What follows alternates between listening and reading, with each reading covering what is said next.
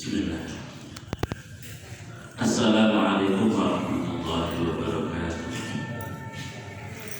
Alhamdulillahilladzi anzala as-sakinata fi qulubil mu'minin liyazdadu imanan ma'a imanihim. Asyhadu an la ilaha illallah wahdahu la syarika lah wa asyhadu anna Muhammadan abduhu wa rasuluhu la nabiyya wa la rasula ba'dah.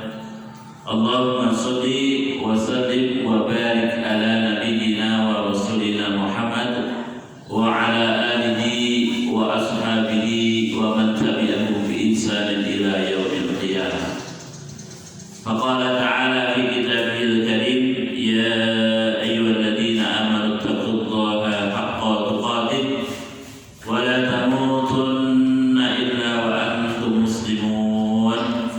Ya ayyuhalladzina amanu taqullaha wa qulu qawlan sadida yuslih lakum a'malakum wa yaghfir lakum dhunubakum wa may yuti'illaha wa rasulahu faqad faza fawzan 'azima. Amma ba'd. Bapak-bapak, ibu-ibu sekalian, jamaah pengawasan menjelang buka puasa rahimakumullah. Pertama-tama mari kita senantiasa memanjatkan puja dan puji syukur kehadirat Allah Subhanahu wa taala sampai pada hari yang ke-27 di bulan Ramadan. Kita sekalian masih diberikan nikmat oleh Allah, baik itu nikmat iman, Islam, nikmat sehat maupun sempat, sehingga pada sore hari ini kita masih bisa menjalankan ibadah siang kita, walaupun memang hari-hari terakhirnya penuh dengan perjuangan. Jadi puasanya sudah masuk ke bilangan 20 ke atas, tetapi ternyata perjuangannya lebih berat dibanding dengan 10 hari yang pertama maupun 10 hari yang kedua. Oleh karena itu, kesempatan yang tinggal beberapa hari, tinggal ini hari Ahad, Senin, Selasa, Rabu, tinggal 4 hari, 3 hari malah, karena ini kan sudah hampir buka, tinggal 3 hari. Mari kita manfaatkan dengan sebaik-baiknya, dengan harapan semoga ibadah siang kita, ibadah-ibadah yang lain ini diterima oleh Allah Subhanahu wa taala. Amin ya rabbal alamin. Shalawat ma'assalam pojok pada nasanipun junjungan kula panjenengan sami beliau baginda Rasulullah Muhammad sallallahu alaihi wasallam, dumateng para keluarganipun, sahabatipun, para tabi'in, para tabi'ut tabi'in, dan semua umatnya. Semoga kita yang hadir di kesempatan sore hari ini menjadi umatnya yang insya Allah akan senantiasa mengikuti sunnah-sunnah beliau. Bapak dan ibu sekalian yang dirahmati oleh Allah Subhanahu wa taala, barangkali sore hari ini adalah kajian yang terakhir, ya. Kajian yang terakhir bagi kami, dan besok sore adalah finalnya. Finalnya besok sore terakhir. Oleh karena itu mari kita manfaatkan dengan sebaik-baiknya waktu yang tinggal hari ini, ya. Mari kita manfaatkan, dan sore hari ini kami akan menyampaikan tentang beberapa hadis terkait dengan zakat. Bapak Ibu yang saya hormati, terkait dengan zakat, ini nanti kita akan menyampaikan bahwa pembagian zakat itu ada dua. Satu zakatul fitri, biasa kita kenal dengan zakat fitrah. Kemudian yang kedua adalah zakatul amwal. Zakatul amwal itu zakat harta, ya. Ini jadi pembagian zakat itu menurut para ulama itu dikategorikan menjadi dua itu. Yang pertama adalah zakatul fitri, zakat fitrah. Kemudian yang kedua adalah zakatul amwal. Ibu bapak yang saya hormati, di dalam hadis sekarang kita akan masuk ke dalam zakatul fitri dulu. Bahwasanya Rasulullah Shallallahu Alaihi Wasallam, farada Rasulullah Shallallahu Alaihi Wasallam zakat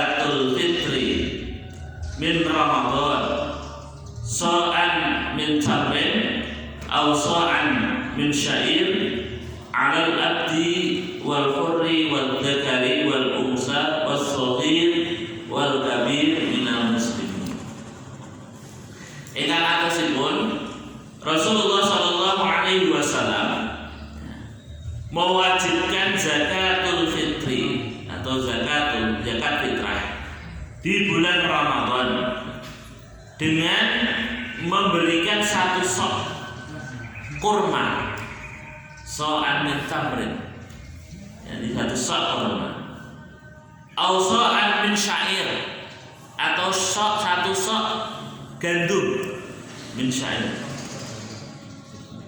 Bagi siapa? Atas yang pertama adalah al-abdu, hamba sahaya. Kemudian wal khur itu orang yang merdeka. Kemudian wadzakaru, ya, orang laki-laki. Wal untha, orang perempuan. Was-shaghir, anak kecil. Wal kabir, orang dewasa. Minal muslimin, dari di kalangan orang-orang muslim. Jadi pada hakikatnya kewajiban zakat fitrah itu memang di sini diwajibkan kepada semua orang muslim, baik itu hamba sahaya. Kalau dulu kan zaman Rasulullah itu ada budak, ya, hamba sahaya, kemudian orang yang merdeka, kemudian orang laki-laki, kemudian orang perempuan, bahkan anak kecil sampai orang dewasa. Apa yang diwajibkan di atas zakat fitrah itu adalah so'an min tamrin, satu sok dari apa namanya, korma, au so'an min syair. Jadi kalau zaman dulu, di zaman Rasulullah kan napa-napa dan buatan wonten beras, tidak ada beras, ya adanya ya kurma atau gandum. Namun saat ini mungkin kalau di negeri kita, karena makanan pokok di antara orang Indonesia adalah nasi, ya, nasi, maka kemudian akhirnya para ulama di Indonesia ini sepakat untuk zakatul fitri itu adalah dengan beras. Nah, begitu. Kemudian di dalam hadis yang lain Rasulullah Shallallahu Alaihi Wasallam juga bersabda, "Faradha Rasulullah Shallallahu Alaihi Wasallam zakatul fitri tuhratun lis-shaimi minal lagwi war-rafati wa tu'matun lil masakin. Faman addaha qabla sholati fahiya zakatun maqbulatun wa man addaha ba'da sholati wa hiya shadaqatun minas shadaqat." Bahwasanya Rasulullah Shallallahu Alaihi Wasallam itu mewajibkan zakatul fitri. Jadi istilahnya itu sebenarnya zakat fitri, bukan zakat fitrah. Ya, cuman kita ini lisan kita sudah kadung zakat fitrah.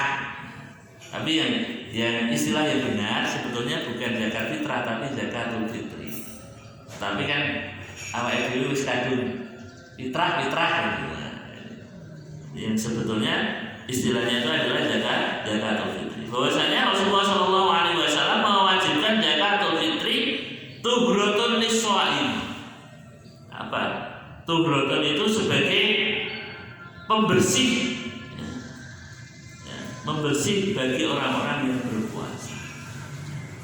Minal lagwi war-rafati, dari sesuatu yang lagun itu sesuatu yang tidak berguna, war-rafati sesuatu yang kecil. Wa tu'matun lil masakin, bahwasanya zakatul fitri adalah dalam rangka untuk memberikan makan kepada orang-orang miskin. Faman addaha qabla sholati, barang siapa yang melaksanakan zakatul fitrah sebelum sholat Idul Fitri, fahiya zakatun maqbulatun, maka dia termasuk zakat yang diterima oleh Allah Subhanahu wa taala. Wa man addaha ba'da sholat, namun manakala zakatul fitri itu ditunaikan setelah sholat Idul Fitri, fahiya shadaqatun minas shadaqat, maka dia bukan termasuk zakat tetapi dia termasuk sedekah. Bapak-bapak dan saudara-saudara sekalian yang dirahmati oleh Allah Subhanahu wa taala, dari hadis ini memberikan satu pelajaran bagi kita bahwa zakatul fitri itu adalah fungsinya itu yang pertama adalah tuhrotun lis-shaim, ya, membersihkan bagi orang-orang yang berpuasa.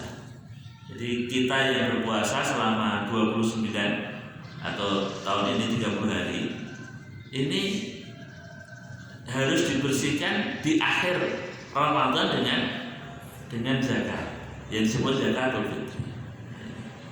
Tuhrotun lis-shaim wa tu'matun lil masakin, dan fungsi daripada zakatul fitri itu adalah memberikan makan kepada orang-orang miskin di saat orang-orang sedang berbahagia di hari raya Idul Fitri. Jadi kita ini kan alhamdulillah kan masih bisa makan nih Pak. Saat berdiri pun pulau jenengan kan tadi saged dahar. Tetapi di sana-sana barangkali ada saudara-saudara kita, bahkan sampai nanti di hari raya itu banyak saudara-saudara kita mungkin yang malam putar tidak bisa makan karena memang tidak bekerja. Terlebih lagi saat ini pandemi COVID-19 ini kan membawa dampak yang luar biasa. Yang dulunya mungkin bekerja sekarang jadi tidak bekerja lagi karena di PHK atau dirumahkan. Jadi ternyata zakatul fitri ini adalah dalam rangka untuk memberikan makan kepada orang-orang miskin, Kemarin saya berikan analogi permisalan bahwasanya kalau zakatul fitri ini dikelola dengan sungguh-sungguh. Sudah sempat saya singgung ya. Zakatul fitri itu kan yang biasa kita keluarkan biasanya kan 2,5 kilo. Ternyata ukuran itu belum tepat. Karena apa? Karena ukuran sok tadi itu kalau dihitung secara konversi kilogram itu sekitar 2,7 sampai 2,8. Ukurannya begitu. Kemudian Muhammadiyah dalam hal ini Majelis Takjih itu memberikan kesimpulan karena biar istilahnya apa ya kita ini kan ben supaya kehati-hatian, maka kemudian digenepke 3 kilo. Nah, 3 kilo. Jadi yang umum kita lakukan atau mungkin pengertian kita selama ini itu kan bayar zakat fitri itu kan 2,5 kilogram beras kan ngoten. Tapi ternyata setelah kita konversi dari kilogram itu karena memang ukuran waktu itu adalah sok, nah, 1 sok. Nah itu ternyata sekitar 2,7 sampai 2,8 kilogram. Nah kemudian Majelis Takjih dalam ini adalah Muhammadiyah itu menyimpulkan atau memberikan satu kesimpulan, sudahlah untuk zakat fitrah itu kita buat 3 kilo. Jadi anggap saja misalnya bapak-bapak mengeluarkan zakatul fitri per jiwa, per panjenengan itu 3 kilogram. Saat ini misalnya harga beras 1 kilogram misalnya 10.000. 10.000 berasnya sudah baik Pak atau sedang? Ya ora seelek banget, ora se api banget. Ya sudah lah cukup. 10.000 anggap saja 10.000. Kalau 3 kilo berarti kan per jiwa jenengan mengeluarkan 30.000. Jadi kemarin saya hitung itu, katakanlah misalnya ya monggo dihitung ya Mbak ya. Dihitung misalnya Pak Duki misalnya satu rumah ada berapa Pak? 3 istri, kemudian Pak Duki, kemudian sama anak. Ya monggo 3 kilo kali 3 berarti 9. Kalau dikonversi uang berarti kan 90.000 kan ya. Jadi misal saja kemudian di malam hari raya Idul Fitri itu orang itu bisa mengumpulkan zakat orang Islam yang melaksanakan puasa itu mau untuk melaksanakan zakat dan sadar untuk melaksanakan zakat. Saya hitung saja misalnya ada sekitar 10 juta jiwa yang membayarkan zakatul fitri di malam hari raya. Itu berarti kan kalau 30.000 peng 10 juta. 10 juta orang. Itu berarti kalau dikalikan berapa itu? 300 miliar. Dinoleh kan sama 30 sama 10 juta, 30.000 sama 10 tadi kan berarti 300 nolnya sama berarti 300 mil. Jadi dalam waktu satu malam untuk melaksanakan zakatul fitri, kalau misalnya ada orang Islam yang melaksanakan puasa 10 juta orang saja yang berzakatul fitri pada malam itu sudah terkumpul uang 300 miliar. Padahal umat Islam di Indonesia ini kita jumlah penduduk Indonesia ini kan 200 juta lebih, 200 juta lebih.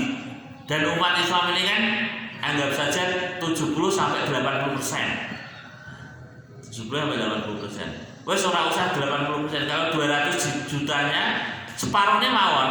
Itu kan 100 juta.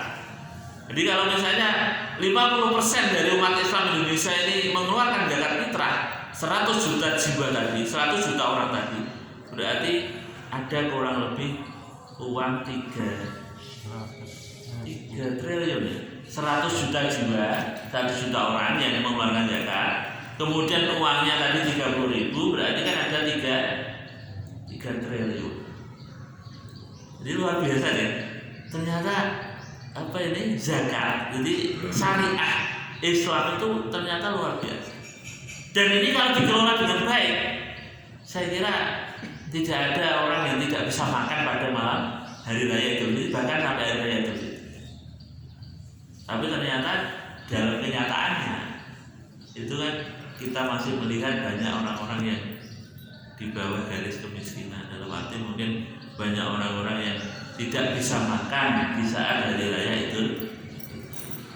Maka ternyata fungsi daripada zakatul fitri tadi adalah tadi tu'matun lil masakin. Jadi memberikan makan kepada orang-orang miskin. Maka monggo di kesempatan terakhir di bulan Ramadan Masjid Al-Hikmah menerima yang zakatul fitri, nanti monggo bisa disalurkan lewat Masjid Al-Hikmah. Insya Allah akan diterima mulai dari ini sudah ada yang setor. Monggo kalau misalnya mulai saat ini sudah dipersilakan. Kemudian tadi disebutkan di dalam hadis itu faman adaha qabla shalah. Jadi adapun pelaksanaan mengeluarkan zakat fitrah itu yang paling bagus. Yang paling bagus adalah, maksudnya waktu yang paling baik itu adalah menjelang pelaksanaan sholat hari raya Idul Fitri. Jadi mohon maaf misalnya panitia ini siap, jadi sebelum sholat Id itu masih bisa menerima zakatul fitri dari para muzaki. Cuman masalahnya kan kadang-kadang panitia zakat fitrah ini juga panitia sholat Id di lapangan, sehingga nanti kalau dilaksanakan atau misalnya para muzaki itu menyerahkan zakatnya sebelum hari raya, sebelum sholat Id, itu malah repot. Maka biasanya di beberapa masjid atau di masjid-masjid itu pelaksanaannya adalah malam hari raya Idul. Nah, itu. Dan memang diharapkan jangan sampai kemudian kita mengeluarkan zakatul fitri itu setelah sholat Id. Di sini disebutkan faman adaha qabla sholat fahiya shadaqatun maqbulatun. Barang siapa yang melaksanakan zakat itu sebelum sholat Id, maka dia termasuk zakat yang diterima oleh Allah Subhanahu wa taala. Maksudnya dikategorikan zakatul fitri. Faman adaha ba'da sholat, ya, karena mungkin telah belum piye, akhirnya kemudian dilaksanakan setelah sholat Id, maka dia disebut as-shadaqatu minas shadaqah. Jadi bukan zakat Idul Fitri, tetapi termasuk dalam hal ini adalah sedekah. Maka dari itu monggo dalam pelaksanaan ini pelaksanaan zakat Idul Fitri, monggo nanti panitia khususnya di masjid-masjid itu bisa melaksanakan dengan baik, dan tentunya para muzaki ini nanti sebelum sholat Id itu diharapkan bisa menyalurkan zakatul fitrinya. Bapak-bapak dan ibu sekalian yang dirahmati oleh Allah Subhanahu wa taala, ini terkait dengan zakatul fitri. Ya, jadi monggo untuk zakatul fitri ini nanti setiap panjenengan itu bisa menghitung anggota keluarganya masing-masing. Jadi saya tadi Pak Duki 3 kali 3 itu. Kemudian Pak ya semuanya monggo kita gimana? Dituangkan bisa. Ya, ini memang ada perbedaan para ulama. Jadi ulama yang ulama mengatakan bahwasanya memang zakat fitrah ini harus diwujudkan dalam wujud beras. Maksudnya jadi kalau misalnya diuangkan harus dibelikan beras. Jadi tidak boleh kemudian zakat fitrah ini dibagikan dalam bentuk uang. Karena apa? Karena fungsi daripada zakat ini adalah tuqmatun lil masakin. Jadi memberikan makan orang-orang miskin. Nah, gimana Pak kalau misalnya dia sudah banyak berasnya ya monggo diberikan beras. Adapun nanti oleh penerimanya itu akan dijual, itu beda lagi. Masalahnya gitu. Monggo nanti jadi intinya beras itu atau zakatul fitri ini memang harus diwujudkan, atau para ulama sepakat bahwasanya harus diwujudkan beras. Jadi tidak boleh atau tidak diperkenankan misalnya, bos dia kan harus kakek beras, bos tak kayak itu duit, gue bentinggo liane beras, itu tidak diperkenankan. Jadi para ulama sepakat bahwasanya dia harus diwujudkan dalam bentuk beras. Adapun nanti kalau misalnya orang miskin tadi mau menjual, nah misalnya tadi dia orang miskin tidak punya, terus jenengan jatah misalnya wis kono 30 kilo kanggo sampean. Lah ono misalnya garwi terus didol karo wong sing menerima tadi, ya itu dipersilakan. Nah, ini masalahnya begitu. Jadi sehingga yang namanya zakatul fitri ini memang harus diberikan dalam bentuk kalau misalnya tadi panjenengan nyetor uang kepada panitia, maka kemudian panitia berhak untuk memberikan. Nah, jangan kemudian uang itu diuangkan, kemudian nanti diberikan dalam bentuk uang. Nah, ini seperti itu. Karena memang fungsi daripada zakatul fitri adalah tuqmatun lil masakin, memberi makan kepada orang-orang yang pada saat hari raya itu berkesusahan, atau yang dalam kategori adalah miskin atau orang-orang miskin. Begitu jawaban saya. Ini sudah dikit berarti masih 3 menit. Bapak-bapak dan saudara-saudara sekalian yang dirahmati oleh Allah Subhanahu wa taala, ini kaitan terkait dengan zakatul fitri. Kemudian yang zakatul amwal, sudah sering atau sudah pernah mungkin disampaikan oleh para ustaz, para asatid, bahwasanya memang dalam hal ini, dalam kaitannya dengan zakatul amwal, ini ada harta yang harus dikeluarkan, atau zakat yang harus dikeluarkan dari harta yang kita miliki. Jadi 2,5% daripada harta yang kita miliki itu adalah hak orang-orang miskin. Maka artinya bahwasanya ketika kita mengeluarkan zakat itu pada hakikatnya adalah membersihkan harta yang kita miliki. Kadang-kadang kita kan punya pengertian, zakat ini mengurangi harta saya. Ya memang betul mengurangi harta. Jadi misalnya contoh ya, panjenengan punya uang 100 juta, Kemudian jenengan keluarkan 2,5%. 2,5%-nya 100 juta itu berapa? 2,5 juta ya. Berarti yang dari zakat kulub itu setengah. Memang secara matematik memang terkurangi. Tapi pada hakikatnya pengertian zakat itu adalah at-tahuru wan numu. Zakat itu pengertiannya adalah yang pertama adalah mensucikan. Kemudian yang kedua adalah berkembang. Berkembang itu artinya bahwasanya tidak ada ceritanya kok zakat, orang itu mengeluarkan zakat kemudian dia jatuh miskin. Tidak ada ceritanya seperti itu. Jadi justru orang yang mengeluarkan zakat itu yang pertama tadi. Jadi dia itu mensucikan, kemudian yang kedua adalah ini berkembang, artinya itu malah tambah. Demikian mungkin yang saya sampaikan, tidak layak kalau saya lanjutkan karena sudah waktunya buka puasa. Mari kita akhiri. Aku qouli hadza wa astaghfirullahaladzim li wa lakum wa lisa'iril muslimin wal muslimat.